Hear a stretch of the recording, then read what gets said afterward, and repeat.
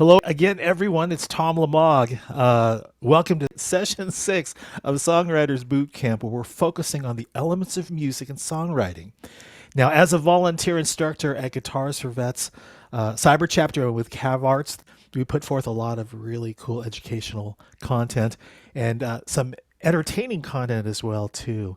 Today, I've got a couple of guests who are going to be a part of our songwriters panel, who have been on our show Song Sung True, a veteran's view. They are actively performing, songwriting, recording. I'll introduce them to you here shortly.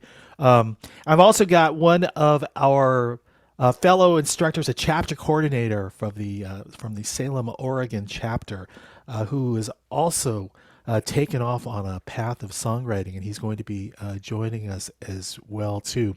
But for now, you should know for the next hour and a half, we're going to refer back to Andrea Stolpe's Becoming a Songwriter, the course guide, the videos, chapters 3, 4, and 5. And in the next 90 minutes, we're going to be focusing on chord progressions, creating melodies, developing a structure for your verses and choruses, exploring rhythm and groove. So to get us started, I'm not going to hold back now. I'm going to continue on, and because I'm excited to have them. First of all, let me bring back Matt Jones. Now, you may know Matt. Matt has been on our show a couple of times already, has already put himself out there saying, hey, as a songwriter, if you need help, I'm happy. I'm just curious, Matt. Have you been has anyone taken you up on your offer of actually approaching you and asking you for some input on songwriting? I've been busy. Yeah. Oh, yeah. I've gotten a couple of emails, read through lyrics, and then kind of, make some suggestions here and there, when it comes to like verse, chorus, bridge, changing kind of the groove in the bridge so it gives the listener something different to hear for a small portion of time and then come right back into your original, groove. I'm helping Ken with, kind of mix and master a song that him and a buddy of his wrote. I'm doing some stuff with, Bree Steiner. I'm still doing Matthew's Anthem and all that stuff. But yeah, I've been busy. People are sending me emails, so that's what I want. Well, we appreciate you being a part of this. This is it's what I'm finding is this is not a slam dunk process or one size fits all. It's like these are truly individual efforts, each with their own way of approaching things. So I can see how you are busy juggling or helping to, put the puzzle pieces in for each of the individuals who come to you, and for yourself, for your own songwriting. Oh yeah, there was working on the song with Ken. Ken was hearing things that I wasn't hearing, and I'm like, I can't hear it. So I had to walk away from it for a couple of days and then come back with some fresh ears, be like, oh, okay, I think I hear it now. So it's a process, in creating something really cool. Take your time, do it. If it's not how you want it to sound, it's not ready. Yeah, yeah. Hey, I'm going to bring on Allen Christi, who has also been on Song Sung True, and we've interviewed him. He's talked about his music, and Joe has been gracious enough to set aside time for today's boot camp session. Joe had brought up to me in a conversation that we had yesterday about the importance of collaboration. Funny that you're talking about that now, Matt, but hey, Joe, how are you today? Thanks for joining us. Oh, I'm doing great. Thanks for having me today. I appreciate it. And I always love talking about songwriting. It's one of my passions, and I'm just glad that you asked me to join. Oh, yeah, you bet. So let's talk a little bit about that collaboration process. Sure, There sure. are times where it's kind of like, yeah, I'd like to write songs on my own, but what value comes with collaboration, in your opinion? For me, it's using your strength. It's like for me, I'm more of a lyricist. Of course, I play guitar and all that, but I'm not the greatest when it comes to music theory and all of that. So usually I collaborate. I like to collaborate with somebody that is really experienced with the music part, and I just think the music with the lyrics, if you're using each other's strengths, it just makes the song that much better. It's so true. I got to tell you, man, there are times where it's taken me months, sometimes years, to get that song together, and someone I share it with out of the blue is kind of like, "Hey, I got some ideas for that." All of a sudden, the song's done.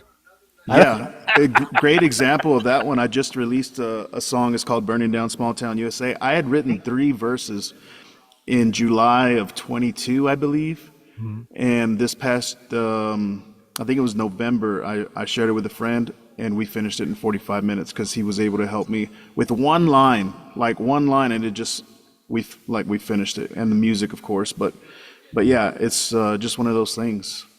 I'm so excited to have you on this journey with us because you talk about so many things about songwriting, particularly how intimate it is to you and how you want certain lyrics to be presented in a way that if it doesn't meet your standard. Yeah, Same with the melodies. It's the same thing. It's kind of like if it doesn't meet my standard, I'm not going to release it. So, exactly. yeah, I'm looking forward to that. Let me bring on our other guest, who is David Welch. And David, how are you? Thank you for making time for us as well, too, Mr. Chapter Coordinator, among other things. Yeah, I know leading off some things. Was the VFW out there in Salem, Oregon, that you're Yeah, also involved with? yes, I'm a district commander for 11 VFW posts in Oregon also. So I do that. I run the Salem, Oregon Guitars for Vets chapter and do a little bit of writing and do a little bit of instructing. So, yeah. Now, a little bit of writing, and you're up to how many songs now that you've written? Uh, 20 that I'm okay with that I like. Wow, we're definitely going to pick your brain, particularly when it comes to melodies and connecting them to lyrics. And Hmm. I guess my first question to the group, I might as well pose the first question is, do you sing in the shower? 100%. Oh yeah. Oh, I'm That's gonna not tell really you right nice. now, I creeped the heck out of my wife the other night. I, for some reason, got some corn song stuck in my head. I'm in the shower, like, "Ooh, ah, ooh, ah, ooh, ah," and she's like, "What's going on in there?" I'm like, Oh, "I'm sorry, my bad. Did not know you could hear me." well, yeah, Yeah. yeah. I can see that. Well, that was not really the first question. Let me take care of some housekeeping first, all right, and then we'll go ahead and jump right in. First of all, let me make sure that you all know the tips that we do typically at the start of the show. The objective of part two is to review the sections of the course guide, and of course, we all know becoming a songwriter. Andrea Stolpe was so kind enough to post her knowledge and expertise and her resources online, and Guitar Vets Learning Center immediately gravitated toward that. And that's what we're basically using as the basis of our discussion. So if you haven't taken a look at that, definitely go to the G4V Learning Center under songwriting. Make sure to get a copy of the materials. We're covering chapters 13 through 16, maybe chapter 17. So we're coming up really to the end of the workshop itself in another couple of weeks. We're going to talk through the different ways to approach um, putting the different music elements, and that would be chord structure, rhythm and groove, right? We're talking about melody, and we're talking, really, just everything that's musical related to putting those to lyrics. And fortunately, with the help of these three gentlemen, they'll not only help us talk through and maybe navigate some of the things that Andrea is talking about, but also speak from their professional and their songwriting experience as well too. So again, if you are not wanting to be on camera, make sure to take the shutter on your camera, close it, or just go into the zoom setting and turn off the camera setting. Use the chat feature today. We're going to collect the comments and the questions, try and get to them as quickly as we can. And I definitely encourage you to participate. We're going to be doing, again, some demonstrations. Take that guitar, make sure it's all in tune. We're going to run through a few things. So we want this to also be an interactive thing. So now that's the housekeeping stuff. Let me go on to the guest panel again. First question, and I'm going to start with you, Matt. Let me start with you. How important is coming up with the right chord structure for your style of songwriting? I mean, well, I always kind of have this kind of internal, just like groove, when I'm thinking of words. I mean, to me, I mean, it's important because I want to capture the message that I'm trying to portray in the lyrics with the music. So, in a way, you have to make someone kind of feel how you felt when you were writing it. So it's I mean, it can be difficult, but then sometimes that lightning bolt happens, and it's like you try one thing, and it's like that fits perfect, so you stick with it and you just figure out how you're gonna make the groove out of those chords and kind of accent wherever you can to kind of give it some unique sounds that get people kind of following along with it. It's important, for sure. Yeah. Okay. All right. How? Let's say, Joe, I'm going to give this one to you. Let me just give this one to you. Get the everyone involved with this. How do you know when chords fit and sound well together? So when your songs, you start putting a song together and you start experimenting, how do you know that these chords that you're picking fit and that they will complement each other? So for me, there's a little bit of music theory into it. Like for me, I know a little bit of the Nashville number system. I always rely on that when I'm writing a song. A lot of times for me, my lyrics the first line of a lyric will come, and then I'll start trying to put music to it. For me, if you use a Nashville number system, and if you guys don't know what it's familiar with, it's kind of what they use in Nashville to record music.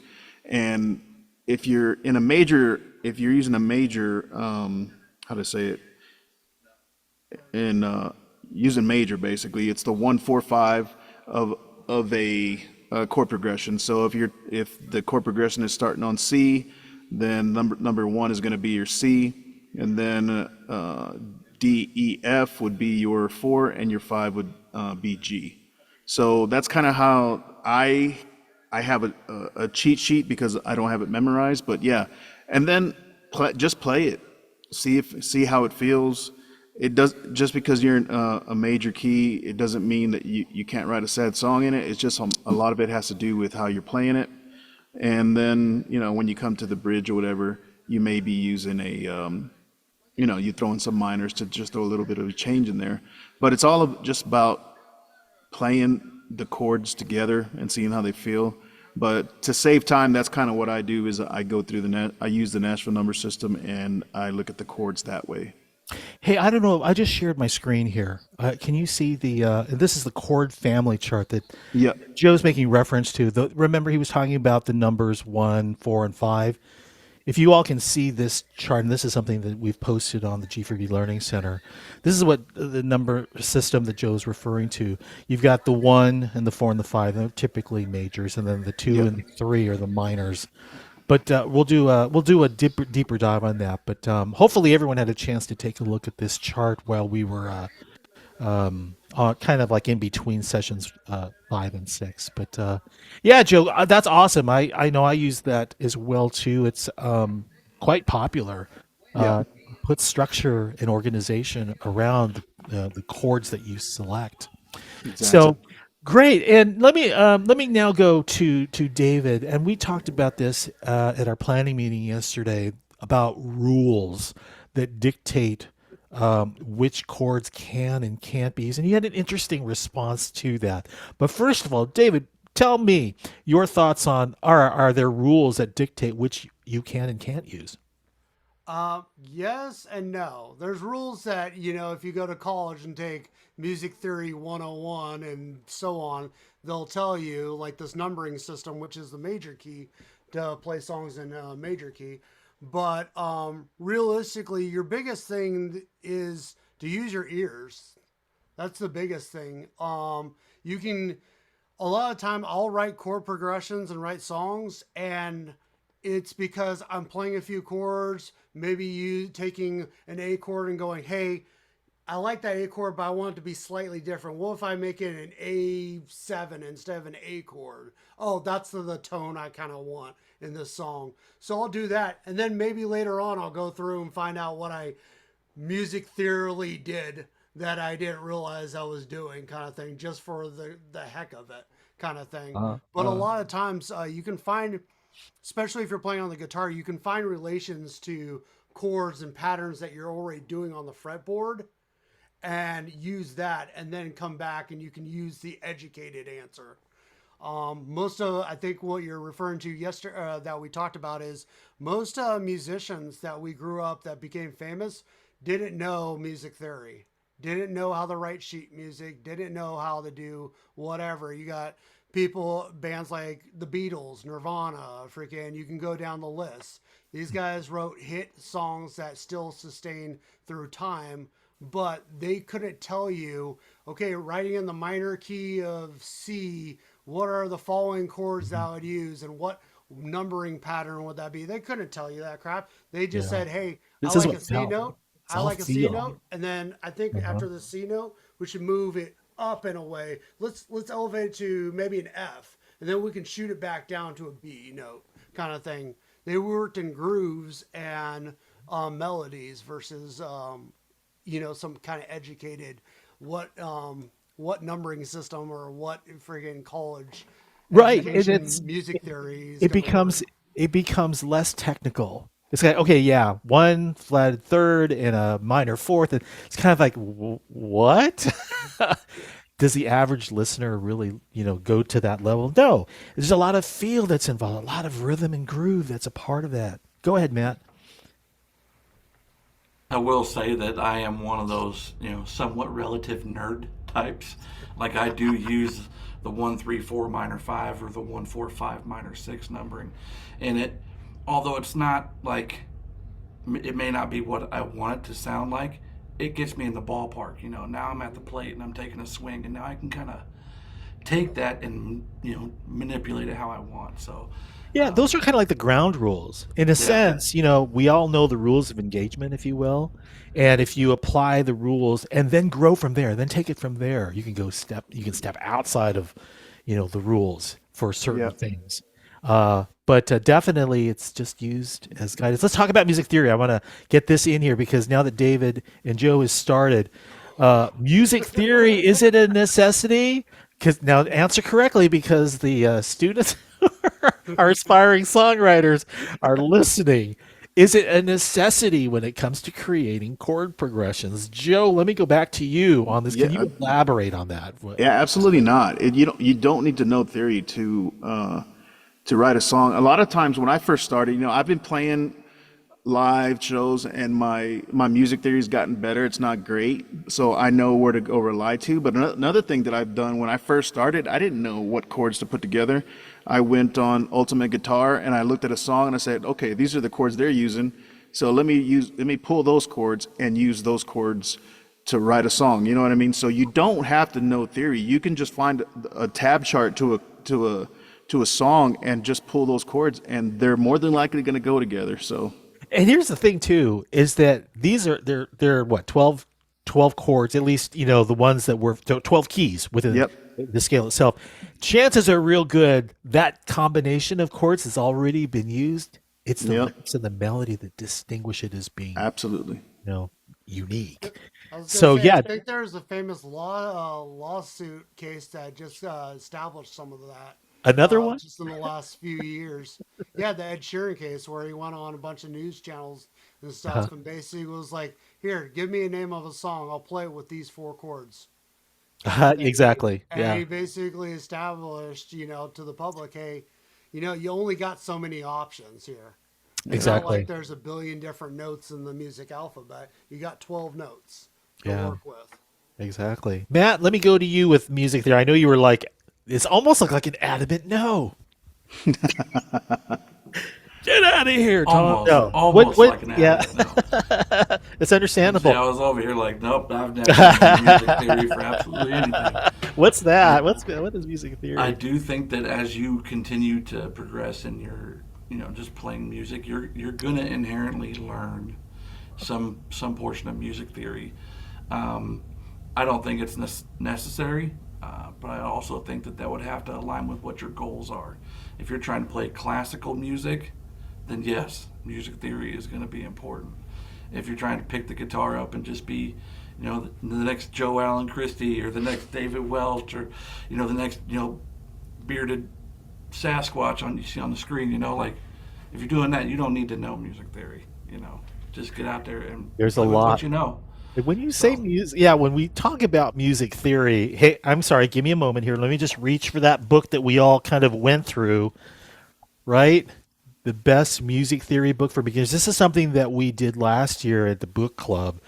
But if you decide you want to get into music theory and learn all of the different things that there is, I mean, it doesn't hurt, but it's not required, kind of a thing. It's good to know that these concepts, these theories exist, and how you can apply it. Because at some point in time, it's kind of like, you know what, I'm bored of writing the same old thing. I need inspiration.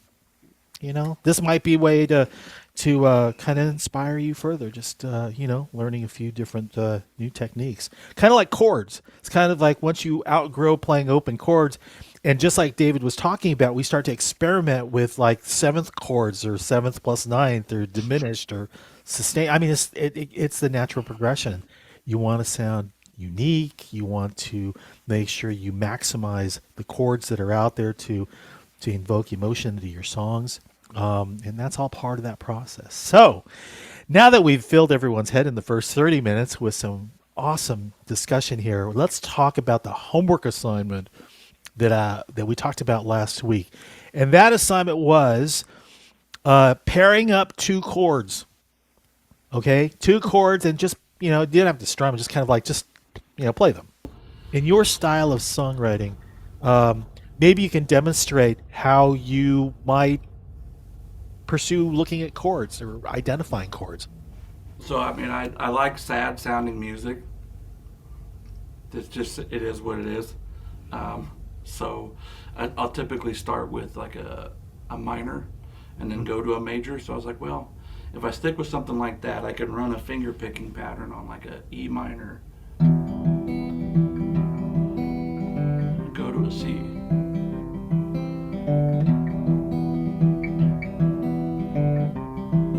And I can accent it if I want to.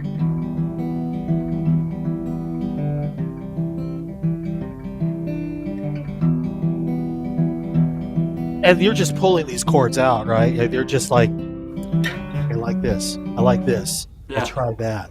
It's just improvising, right? Yep. It's just starting with nothing. Kind of like if I like how the E minor sounds, and I don't want to change it. The C. Kind of manipulate that.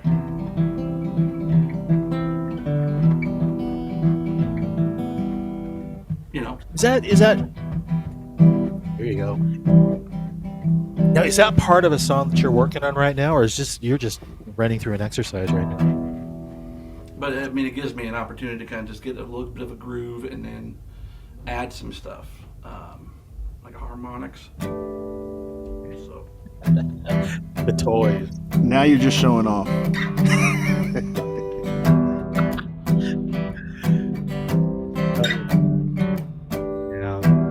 Yeah. Yeah, and again, the point here showing off. is it's like you're starting with nothing, right? You really start with nothing, and then you gradually start to build upon that, and it's like, oh, this sounds pretty good. Joe, you want to give it a try? Why don't you tell us a couple of chords, or maybe just walk through the chord structure with us and Don't show off now. I won't. I ain't doing no finger picking. No, like it's just like this. One of my favorite songs is that from Tracy Lawrence. Is called "Time Marches On," and it's just a G, E minor. And like a lot of times, you can always make those two chords interesting just by hitting the bass note. That's a G and a C at 9. So it doesn't I know there's songs out there that's been done with two chords. So yeah, there's so many options out there. You can make it dynamic as you want, and yeah. Yeah, and again, you're just pulling from random selection of chords. I wanted to bring up the chord family chart again. Just so everyone knows kind of, what we're following in the way of picking chords out. So, David, let's see. Let's go back to your song here, and taking a look at the chord family chart again. They were which chords? Well, it would be it would be it would be an E sharp minor and a what was it a G over C a C sharp over G sharp chord. So we'll say it was E minor over and C. E Yeah, minor and but C. keep it on the first fret so that Okay. shifts everything. We'll Yeah, use the open chord shapes. yeah, We'll just take that for this particular exercise. E minor and a C, right? yep, So E minor it appears like here on the chord chart. Everyone see the chord chart? You got the E minor and a C. So possibly in the chord of C or the key of C. see, So if, say, for instance, you wanted to write a song with those same chords, guess what? You could also use these other chords within this chord family, right? That makes sense? So not only are C and E minor available, but you can play an F or a G. So David, do me a favor. Can you don't have to play the song, but just yeah, strum through those chords and let's hear what it sounds like. okay.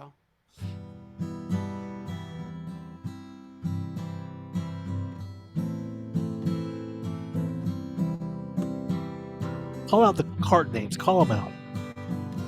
Okay.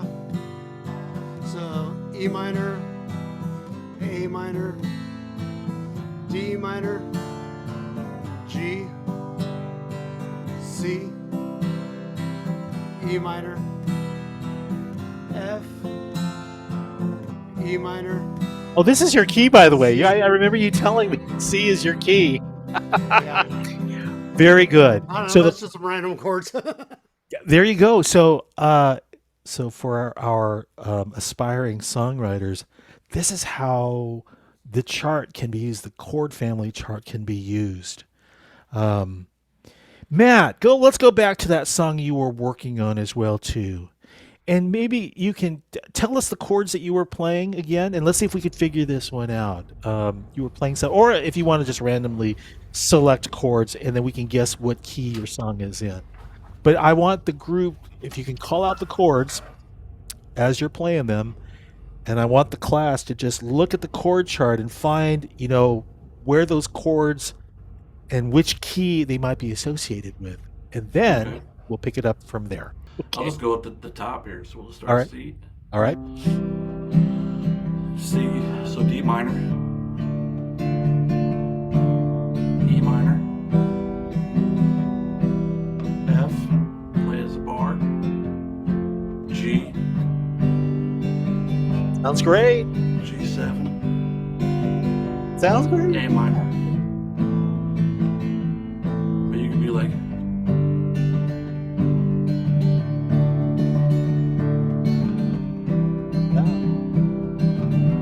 And these are all chords within the key of C, right? yep. All right. Hey Joe, it's your turn. You want to pick a key, and then let's just demonstrate for the group that it's this easy. Could it be that easy to pick chords that all sound great? Go ahead and call out the chord names as well too as you play them. Sure. Let's see. A. I'm sorry. A. You got G.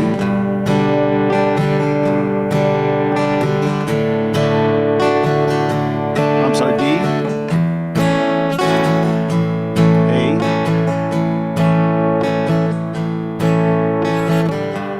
G. And D.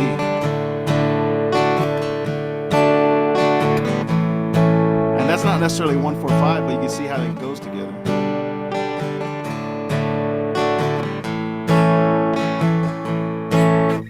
Okay. So if you as the community of attendees today, our students, if you were to see A, G, and D in this particular exercise, you might gravitate towards the key of D.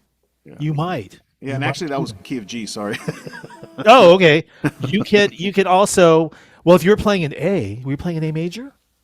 Yeah, A major, yeah. Well, I may have to stay. Well, I mean, there's no real rule here, but if you were to use the chord family, you can use an A major in the key of G. Just Yeah. know that it's not like one of the chords you typically go to, but it distinctively makes that song, you know, unique. So Yeah. again, this is an idea of breaking the rules a little bit and using it in a way that makes it interesting. So yeah, it could Hey, be D, it could be G. Hey Go Tom, ahead, man. do we blow their minds by telling them that this is just one chord progression called the major key, and there's still the minor keys, and then there's still freaking idiom and domino or whatever freaking patterns of chords, and that's the It reason why if you listen to music in other parts of the world, Yeah. why it is that you can kind of tell which part of the world it's from Oh, when you're you hear totally the geeking music. out. You're totally. I don't know. What's your email? What's your email address again? And if you want to send questions, send it to David. Well, that's the thing is that we're only looking at the major keys, right? Or the major scale itself, the keys and their major. If you want to do minor, yeah, we could definitely. What? In fact, here's what I'll tell you.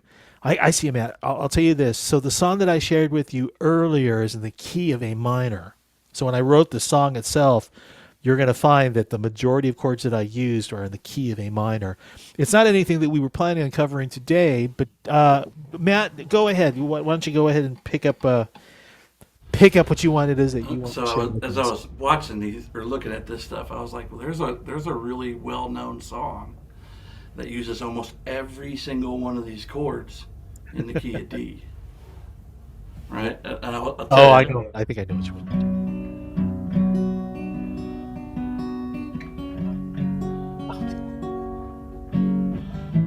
Oh yeah, that one. I don't Yeah. know. I'm about ready to check out. I'm ready. Honestly, when I heard Joe play, I thought he was playing should have seen it in color. Oh yeah. Think that we were scared to death. Well, he Just a was. couple kids. Was it? Is it the same chords? I think it might be. That's See, what like it just popped in depends my where you're head when I capable. heard Joe play. I was like, oh my gosh. I think it's picture in color. Here you go. So here we are now. It's kind of like we've got these chords and it sounds like another song. It happens all the time, doesn't it? So chances are, as aspiring songwriters, if you yourselves think, oh, I've heard that before. Well, again, what's going to make it distinctive is the melody and your lyrics, right? And how you insert the emotional piece into that song. Those chords are going to be used probably by a whole bunch of other musical groups, musicians, and such. So make your lyrics and your melodies distinctive as you can. Okay, I think it's time for a musical break. So I would like to ask for a volunteer to, first of all, here's what you should know. Why don't you share with us how you came about the song itself? And then share a part of the lyrics if you can.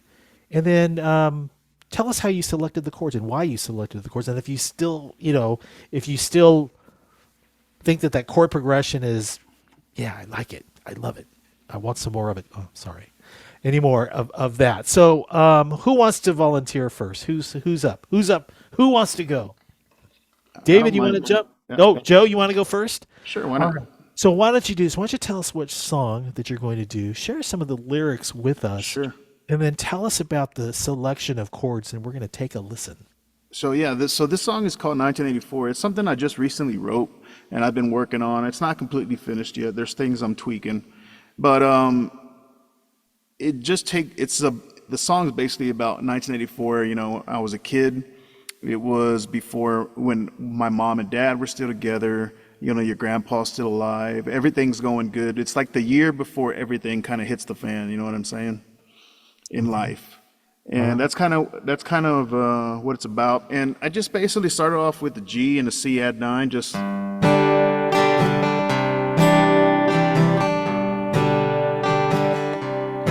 then the song's called 1984, so I'm just strumming. And then I've been thinking back to 1984 when we lived lived our life in and out that old screen door. And then you just go, and then you're like, us kids always had something to do. Mom still loved Dad and he loved her too.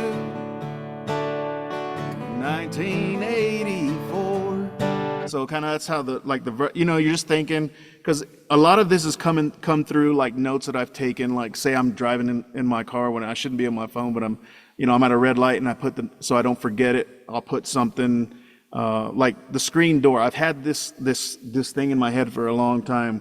When we lived life in and out of an old screen door, when everybody used to have a screen door, and the main door was always open. You could see your neighbors to the screen door. I've had that written down for a long time, and I'm just trying to figure out where it kind of fits, kind of things like that. And yeah, that's so. Yeah, again, the chords, they were major chords, weren't they? And a major ninth. Yeah, they were major chords, except for there's an A minor in there, and a D7 at the end.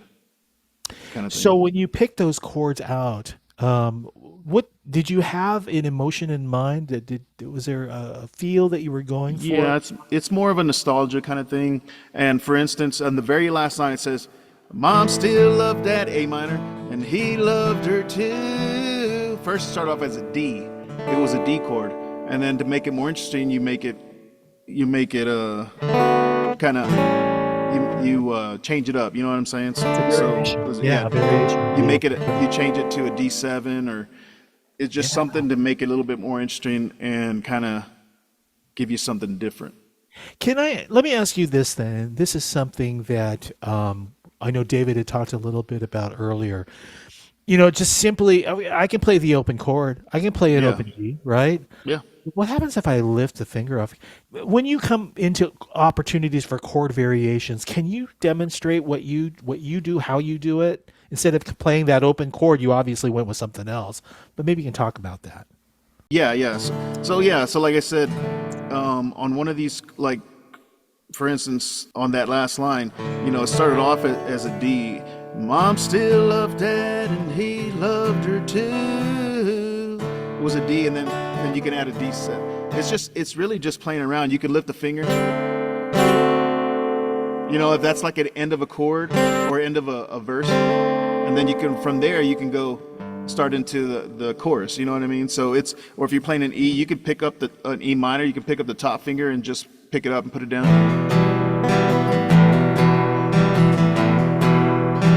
If this is just the E minor, right? And if you pick up the top finger, you hear that little dynamics in it. So love it.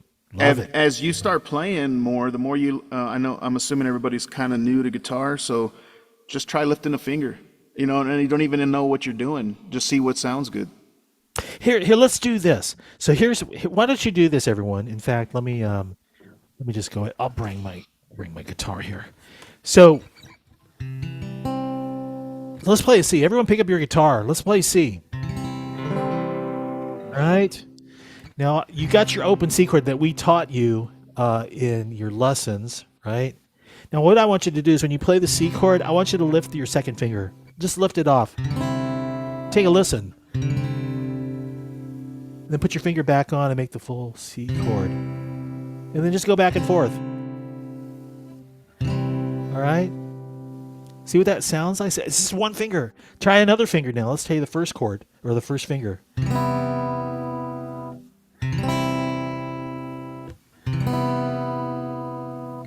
Right?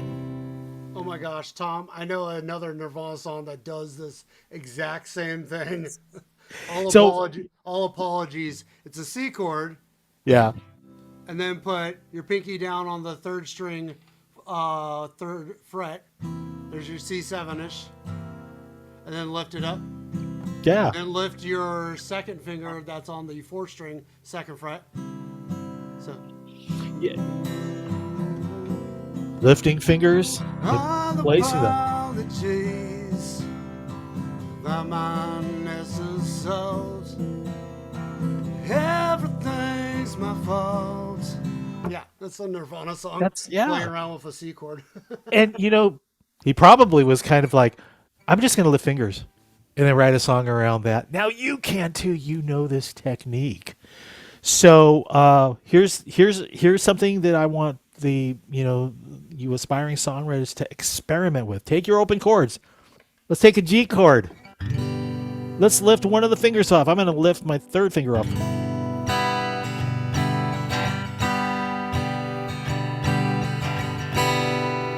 I'm going to lift my first finger off. After doing that, it's kind of like, I think I better mute that string with my my second finger. So experiment with the lifting your finger off and putting it back on, just like both Joe and David are talking about. Okay. All right. Well, Joe, thank you for the walkthrough on your song.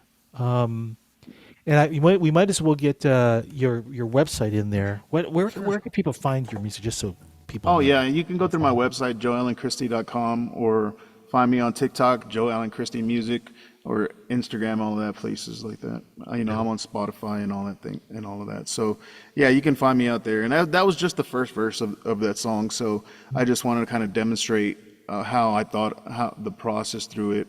I've made several changes in the past few days too. So it's just one of those things where you just kind of get the feel for it and kind of put the lyrics. It's just a puzzle. It's really what it is.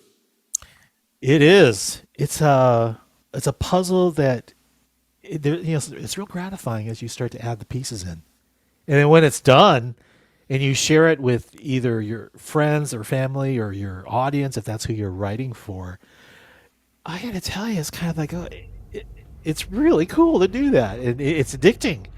It's kind of like, I got to write another one. I'm ready to do another one and do this again. It's emotional. Emotional. Yeah. Sure. No shortage of stories. Okay, David, you're up now. Do you have a song that you would like to share, and then you can talk about the chords that you selected? Were they the right chords in your mind, or do you think you're going to rewrite? But why don't you tell us a song that you've got for us, and then snub through it. Maybe share some of the lyrics as well, if you like. This is a song I wrote. I think it was last week. It's called "Honestly," and I guess as a quick background, I started writing music when I kept on finding out that every time I went to counseling or therapy, I kept forgetting things that I wanted to mention during therapy. And I got really frustrated. So I wrote a song about all the things that I wanted to tell my therapist. And I played it for her. She kind of teared up.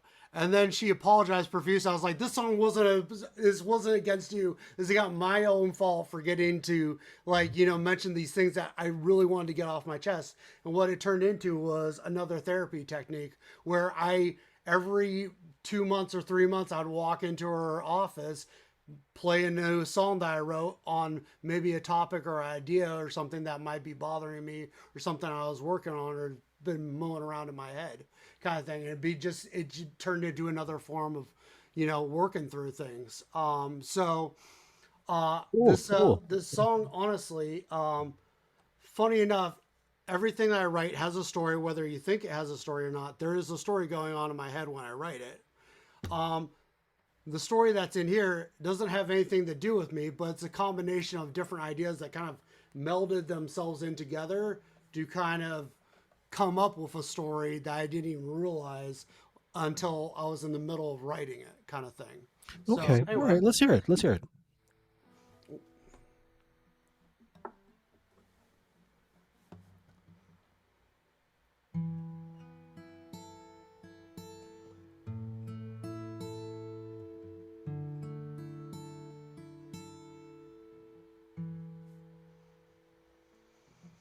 Get your crap and get out. I don't have time for your words and the hate that you seem to spout. There's a bus ticket next to the door, don't forget. I'm a loser, I'm a sucker, I'm a second place winner, but I'm honest. I'm a little bit disheveled, I'm a whole lot of chaos, but I'm honest.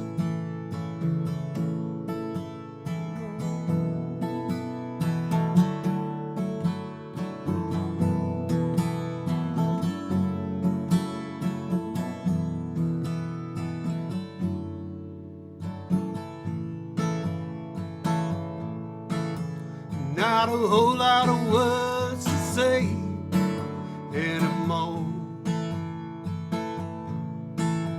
The sun's going down and the walk to the station is long.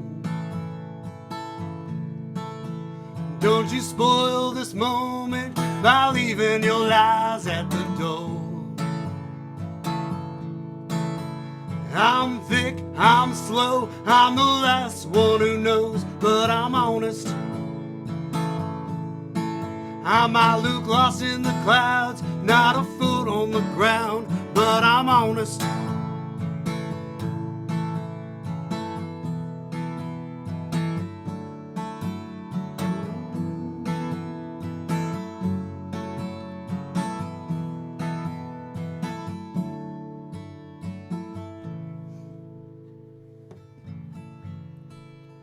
While you're sitting on a bus, wondering what's wrong, let's be honest.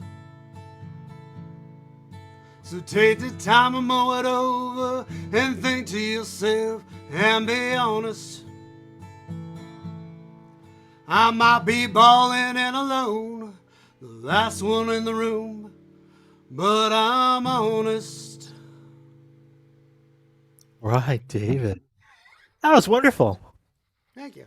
Talk about the process. How is it that you constructed this song? Was it lyrics first and then So chords? this one was theme sort of. Mhm. So, and the funny thing is, a lot of times I'll go into a song with a theme or idea I want to write the song on, and maybe it's a word, or um, maybe it's a like word tagline or whatever in my head, and then I'll go halfway through the song and realize I'm going off in a different direction with it, and Funny I how that like is this sometimes. direction. I Yeah. like this Yeah. direction, and I'm going to keep with this direction. That's why I'm going to do it. So when I wrote the song, I had a frustrating week in which I felt like people that I was working with weren't being 100% with me. And then I had a conversation with somebody about how like we're so busy we don't have time to make up crap or not be honest and then I thought to myself, a funny story in my background of how at one point I did have to take a lie detector, and the guy who administered it was like, "Do not go to Vegas. You're probably the most honest person I've ever met. You would fail horribly." So then that got started in my head, and so I was messing around with the guitar, putting the capo on different frets, messing with chords. A lot of it is you can use a C, G, D, these basic open chords to play the song. But there's another trick that I think Matt and Joe know about, and I've only heard it called as church chords, and that is holding the two strings on the third fret down while playing your top of your chords. So your G's, your C's, your D's, and all that.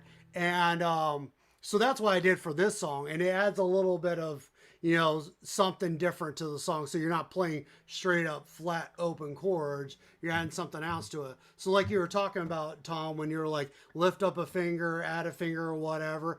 Typically, what I look at is when I look at the chords, I look at, okay, this is a D.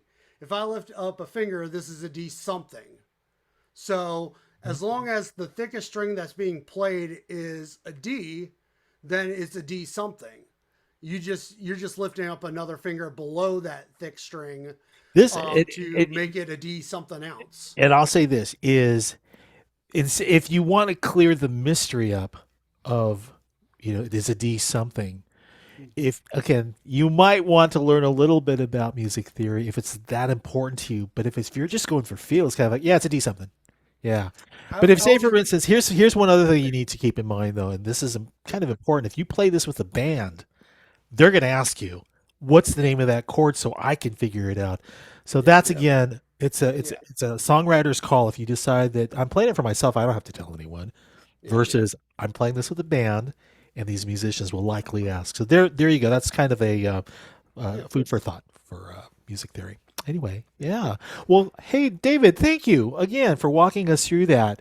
One other thing that I wanted to suggest for these guys that are Yeah. messing around and they want to start writing and they don't know the name of every chord. Mhm. I'm gonna tell you right now, I don't know the name of every chord. So what I do is if I don't know, what that chord is, instead of me writing E or E minor on my notes or whatever, I'll just freaking number the frets. I'll put 0, 0, 1, 0, 2, 3 as the name of that chord that I just played, because I don't know what the name of it is right now, but I'll get to it later. But I like the sound of it, so I don't want to forget it. So I'll just number out the strings, That works for sure. frets. Writing So it down is always a good idea. If you're able to come back to it later, at least you've got it written down. All right, I'm going to bring back the group here, our panelists here, because I would like to move on to the next section. And first of all, let's see here. I want to make sure I'm checking our chat feature. I'm not seeing any questions. I know that there's some enjoyment here by the group that are watching, and hopefully, you're all taking this all in. Um, let's move on to melody. All right, let's move on to. All right, now how do we put music to the lyrics that we've written? That's kind of like the question of the day. Now, I'd like to just throw it out to the. I'll you know what? I don't want to pick on any of you three. So if you have something to add to this, the question is, how do you do that? What do you, I mean, when you say, for instance, for your last song, how did you approach putting melody to your lyrics? So who wants to go first? All right, I'll go first. I'll go first. And then whoever wants to come in. So on this last song, the song that I opened the show with, it really came down to, in the geek that I am with music, sometimes I had to lean back on, you know, my piano experience, and I know in that A minor what notes I could actually use. So it's all the white keys, A, B, C, D, E, F, G, A. And in that scale itself, I could go ahead and sit at a piano and then just kind of pick those notes out. Or on my guitar, I could actually pick A, B, C, D, E, F, G, A. And then just mess around. It's almost like, as a lead guitar player, I can go ahead and use the pentatonic scale to kind of figure out a melody that way. So I'm using my instruments to create that melody, because I do not sing in the shower, and I don't sing in the car or anything like that.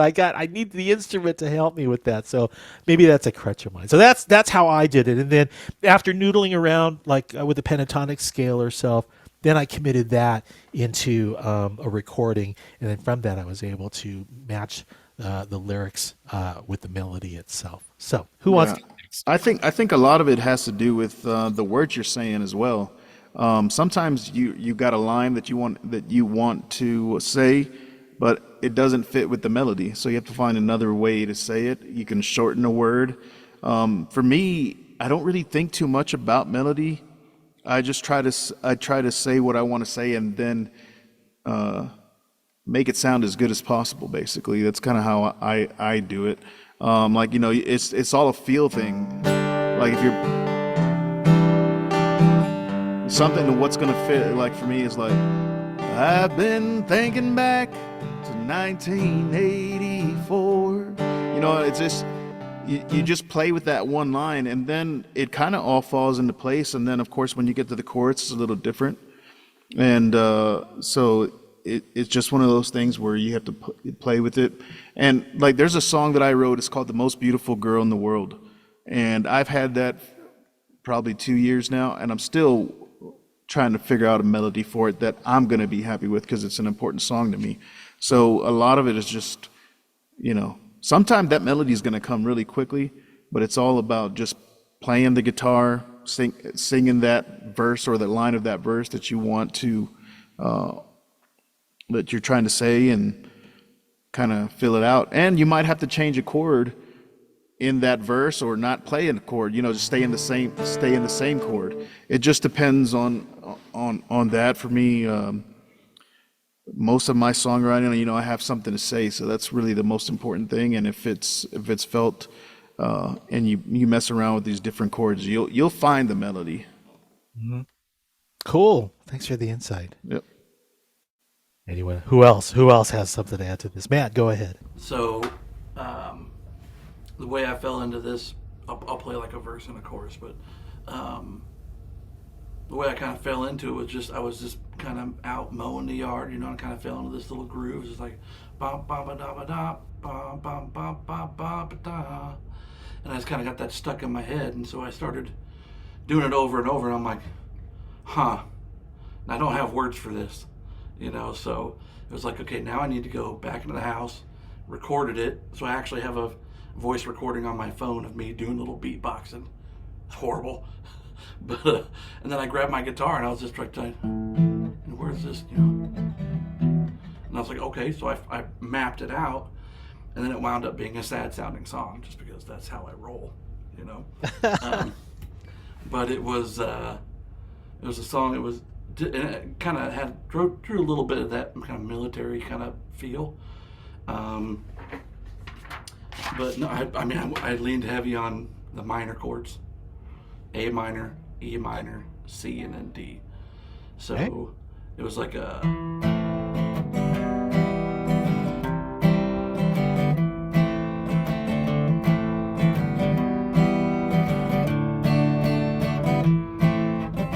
Started way back long ago on a day when it all began. Standing shoulder to shoulder with my brothers across the land. Fighting back tyranny wherever we would go. Now we're haunted by nightmares that just won't let us go. Say, wait a minute, mister, can you spare some change for me? I'm just a broken down mangy dog with more stuck in my teeth. So just kind of messing with that little groove. But it all started mowing a yard. Start with just with a melody. It started with a melody in your head, no lyrics, right? So you took mowing the yard, and then you ended up taking the words and then kind of like tying those to the melody, or so it's basically here's the melody you're hearing in your head, and then you're putting words to it in your mind as well too. Awesome. But it all kind of, I mean, the words didn't happen like naturally. It was as I was playing those chords, I tried to keep thinking that ba ba ba da ba da ba ba ba da ba, and that became how I wanted the words to hit in the lyrics. You know, cool. Hey, wait a minute, mister. You know, so it became kind of the what was it, the metronome? You know, for how I wanted the lyrics to fall into that melody. So it was pretty cool. So as you can see from so far the examples that you've heard from Joe and Matt is that everyone can approach songwriting differently. This is how melodies are created. It's like there's no one rule. It's kind of this is how it happens. Sometimes I've got the melody or the lyrics already written. Sometimes I don't. Got the melody first. David, you have anything to add that you want to contribute to that? So I kind of do the same thing with all of that.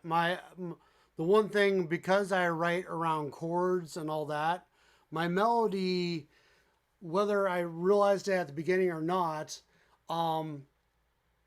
melody is the notes that you put in between the chords that you play. So if you are writing a rhythm of, you know, C, G, and D, then you are probably coming up with a melody that's using a C, G, and D, but you're inputting notes to get to those chords, basically, is what you're doing. So when I play a chord pattern or whatever, what I'm doing is I'm humming along and trying to come up with some melody that goes over the top of those chords, connecting them, almost like a mental, like, connect the dots kind of thing that I'm not really thinking about. This is just something that's happening subconsciously that I don't even acknowledge most of the time that I'm doing, but that's how it comes. And like, for example, Beatles did this all the time. If you really want to venture out and watch 7 hours of Beatles documentary, you can go to Disney Plus, and there's a documentary of how they wrote their last album, and you can hear them in the studio, like, hey, okay, let's play this chord, and you can see John Lennon just like, da da da da da da da, because they don't have the lyrics yet for the song, but they know that their pattern, their melody is going to kind of do this with it, so they're just adding da da da da da does in there until they put in the lyrics for this part or this verse or Yeah. whatever, and And they're I have inserting to, it that way. and I'll say that if you go back to Andrea's videos, she does that as well too. A lot of the da da da da da da da da, and it's a nice foundation. Provides a nice foundation. Don't have the lyrics? Don't worry about it. But we can put a melody, idea in your mind, and then from that, just like how Matt was talking, it's like eventually you're going to get to that point where you're going to kind of create some lyrics for that melody that you created. I was gonna say if you haven't yet, you'll probably see some T-shirts around that say, "All I need is a guitar, four chords, and some lyrics."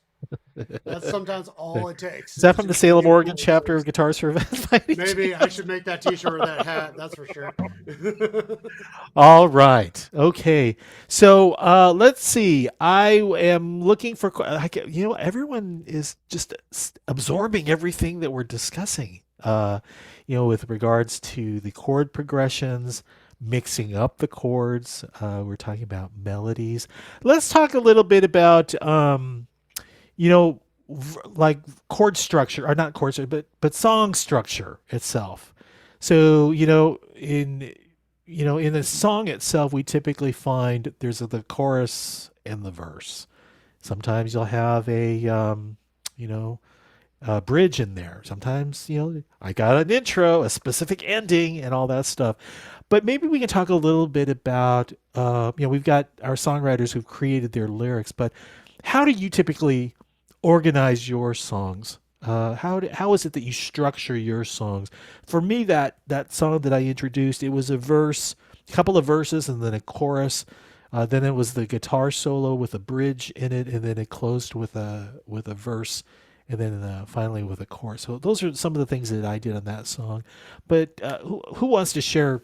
Maybe how you approach song structure with regards to verses and For choruses. yeah, for me, it just based on the song and how it actually starts to form. Like for me, if I have a really short verse, the first verse, and I don't feel like the story's told enough yet, so I'll do a second verse before I get to the chorus. I know you've heard that saying, don't bore us, get to the chorus, but you know Oh, that I think I don't think I've heard of that one. Thank you. I like that T-shirt. There's a T-shirt or a song idea yeah. right there. But for me, especially these days, what you hear on the radio, it's all like it's not, to me, it's not the best music, and they're really not telling a story. They're just talking about drinking beer or so for me, I'm more of a storyteller, so I want to make sure that I have this, that they're understanding the story till I get to the chorus. And sometimes it'll be one verse and then chorus, or sometimes it'll be two short verses, because the first verse is telling a certain part of that story, and then the second verse is the second part, and then you get to the chorus where okay, it all kind of ties together. Sometimes you just have one, and one of the songs that I'm working on now, it doesn't have a bridge. It just has three verses because I'm telling a story, kind of three phases of life, kind of thing. And it's not really a turnaround. It's more of just you're telling a story and there's no, like I said, no turnaround at the end. And it's how the song was written. It doesn't always have to follow a particular structure. I mean, verse, chorus, bridge, that whole thing. Yeah, It doesn't have it. No, no. Songwriters create their own rules. Yeah. exactly. It's your So, story. yeah, exactly. David, did you have something to add? I see Yeah, you. I was just gonna say, yeah, I kind of do that. The biggest thing as a songwriter, as somebody who wants to be a musician, now that you picked up a guitar, now that you've been learning for a little bit, you know how to play it, you know a few chords. Have you been paying attention to music that you like? What's their structure? Are they playing, core? Are they starting out with a chorus and then swooping into a verse? Are they playing verse, chorus, verse, bridge, chorus? Are they, so looking at the songs that you are learning, whether it's covers or whatever, and acknowledging what they do for structure kind of helps you. Me, I like, my favorite song to write is, I like to call it the M. Shyamalan, or Night Shyamalan's, Ooh. song, where you write a song and your audience, your listener, thinks they know what the song is about. But that last verse throws it completely on its head.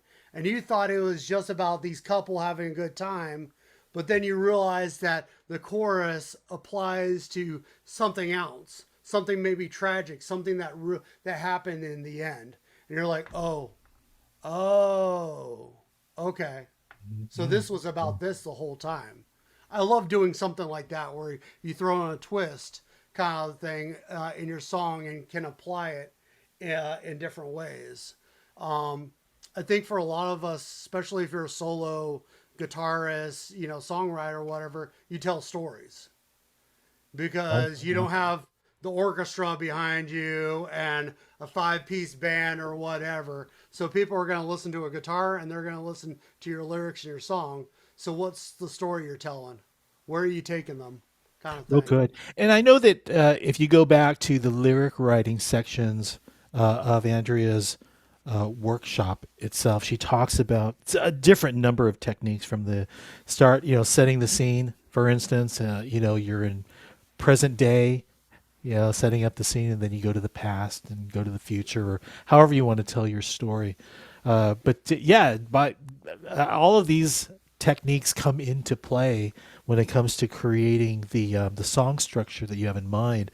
Matt, do you have anything that you want to add to that? I know that you just posted something regarding a chord identifier, but yeah, I was doing a little researching for everybody while everyone was talking. I've used this chord finder in the past when I couldn't quite figure out what do I call this. So when you click on the link, it brings you up to a fretboard, and you can just take the mouse and go over and click where you have your fingers, and below it'll give you a list of chords that it could be.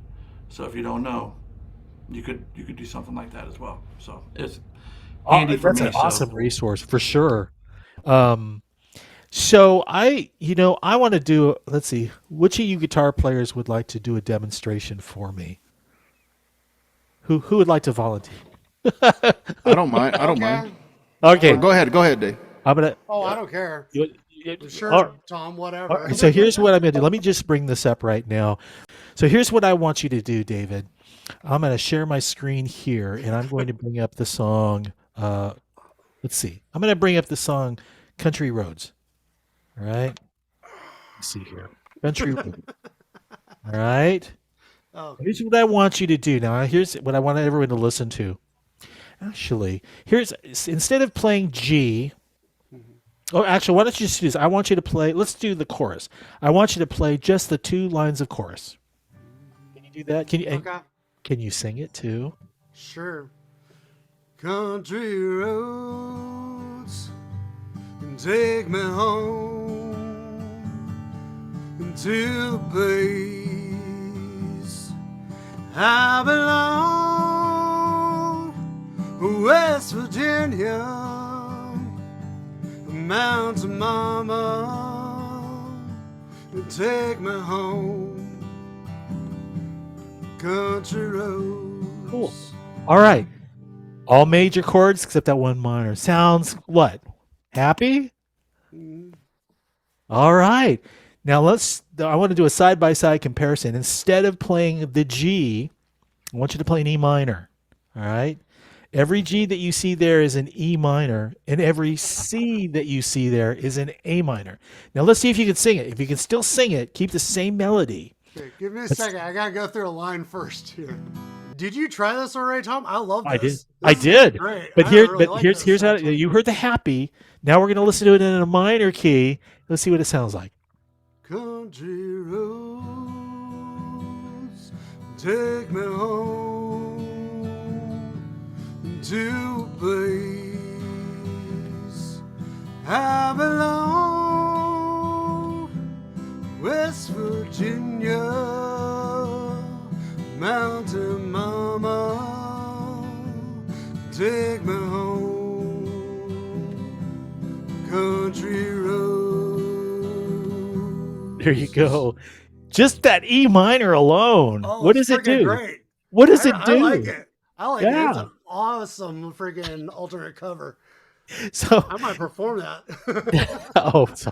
Okay, good to know. Yeah, thanks, David, for doing that. So when it comes to the importance of chords, we asked you at the very beginning, how important are these chord progressions. Well, look what you could do with it. You could take the major, turn it into a minor if it's in the same key, and then take a listen. Does it move you closer to how you want your song to sound? Majors, minors. And then there is still the diminished, the sustained, the sevenths, the this, that, and the other. So all of that. So, no, God, I know this conversation can go on, and I'd love for it to, but someone's got to mow a lawn or something like that. I just want to remind everyone for next week. We've got a couple of songwriters that you may already know. You've got Jack Blaze, who is a U.S. Marine Corps and U.S. Army veteran, coming back with Derek Thompson of the U.S. Marine Corps. We're going to be covering the musical elements of playing with pauses, melodic motifs, and playing with phrasing. It all sounds so technical, but I believe we can break it down to a point where it's fairly easy to follow and understand. And if it's something that you can use in your songwriting, we'll talk about that next week. So that'll be next week, the 14th of June. And I'd like to encourage those individuals who have maybe written lyrics, maybe have put a melody to it. Maybe they can share some of that with us next week. Show your progress. We want to put the spotlight on those of you who have been working through the boot camp with us and creating that song. Let me do this. Let me first of all go around the room here, and I want to go ahead and see if you have any closing comments, any thoughts that might be helpful to this audience who are aspiring songwriters. Maybe a tip or some input, feedback. Joe, let me start with you. Is there anything that you would like to leave with this audience? Sure. I'll first say, I just want to say thanks, Tom, for having me. This is great. I love my veteran brothers and sisters, and like Matt does and Dave, I'm always available. If you want to share my email, that's that's fine. Yeah, it's a process. I think being a songwriter is very therapeutic. I've never cried as much as I have until I became a songwriter. But that's why it's such an amazing thing. And then to be able to go share it with people, I mean, that's my goal, is to share my music. So just keep at it. Make sure you're jotting down notes. And like I said, if there's anything I can do to help, just let me know. Joe, and I want to remind everyone that I interviewed Joe, I believe it was sometime towards the end of last year, and he went into his storytelling, into songwriting, his experiences in the U.S. Air Force, and just the career of music that he's taken. Highly recommend you checking that out on the G4V Cyber Chapter's YouTube page. Look for Songs Sung True with Joe Allen Christi. Thanks, Joe. Thank David, you. let me come to you now. Any closing comments, any thoughts that you'd like to leave with the group? Hit like and subscribe. Yeah, where's your music at? Where can we find your music? So I am in the process, or I would like to eventually figure out how the whole recording studio works and getting into those to publish some stuff. But right now I applied to Operation Encore. We'll see what happens.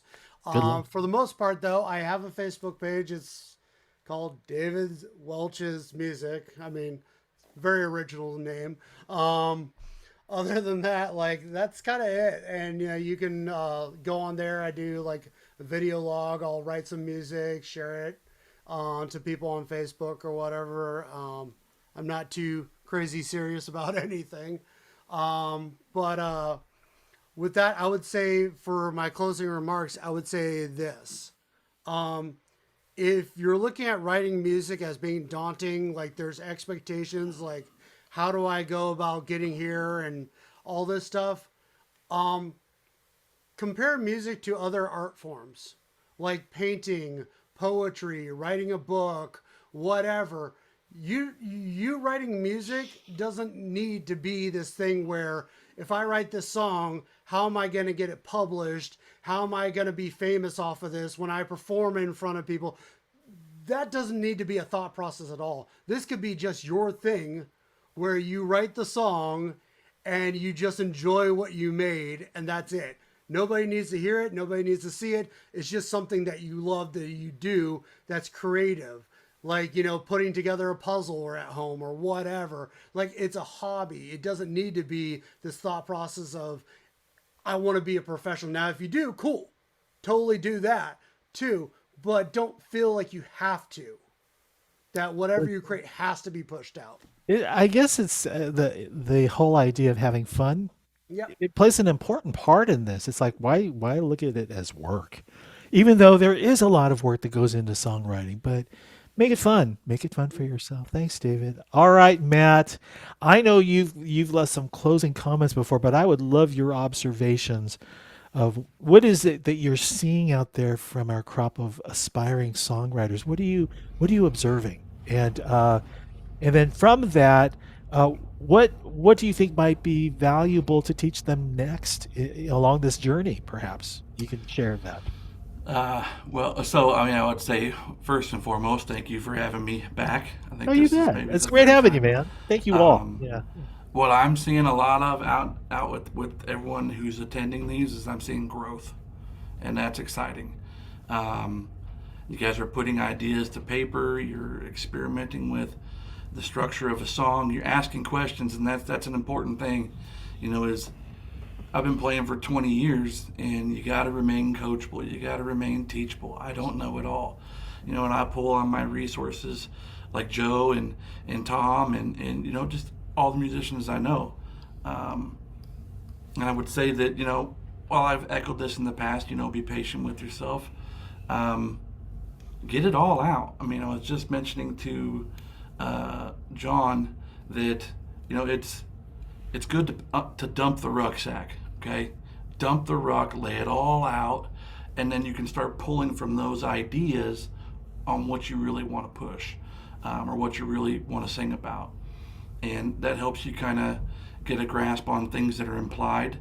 You know, if you're singing a love song to someone, the love is implied, right? Because of the melody, because of the lyrics that you're using, so you can really manipulate your lyrics in a way that everyone falls into this.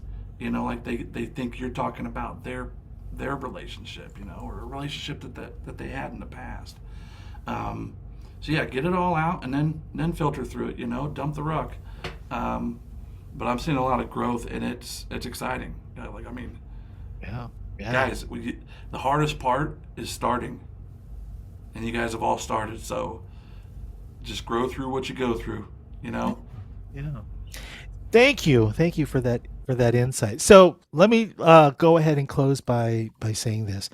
We have two more workshops left. We have two workshops, and still, you know, a whole bunch of things to cover. I'd like to at least, you know, make it known that we're posting things on the G4V Learning Center that's supplemental to what it is that we're talking about. Hopefully, it's something that you're able to make use of. Keep posting, keep sharing your thoughts, questions, your comments, your demonstrations on the G4V Learning Center, so your fellow aspiring songwriters can go ahead and maybe make use of that as well too.